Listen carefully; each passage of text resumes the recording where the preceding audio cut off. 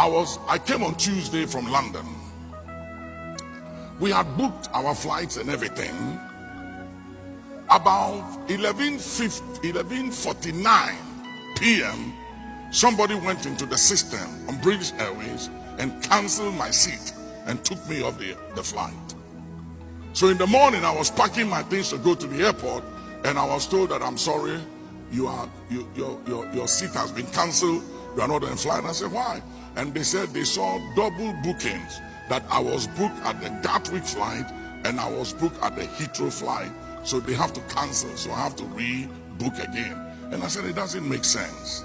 I had my seat and everything before I went to bed. I was booked and confirmed. So who did that? They said, we can't explain. So anyway, I said, I'm coming to Ghana.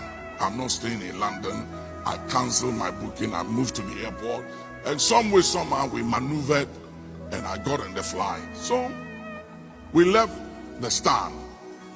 Just before we take off, they discovered that someone had checked in and their bag was on the flight, but they weren't on the flight.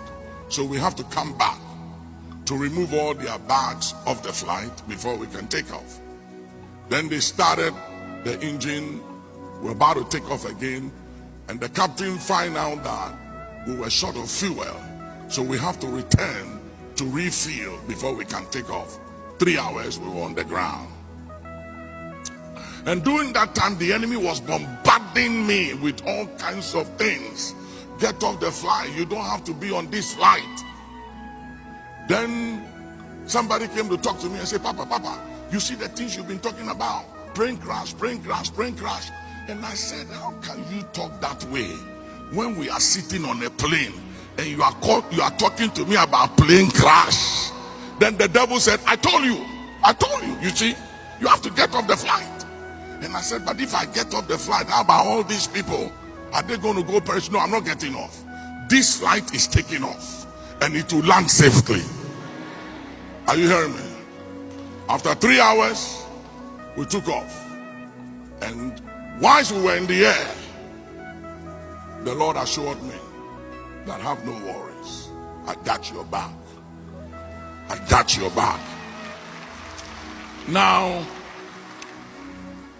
since I've been back, I've been sensing the atmosphere is very toxic. It's very toxic. And there are so many things that are being said, flying all over our airwaves, our high seas. We cannot ignore the voice of the Holy Spirit. Please write it down. Few months ago, I kept talking about state of emergency. The nation is facing a state of emergency. The church is facing a state of emergency. But for whatever reason, we are not listening.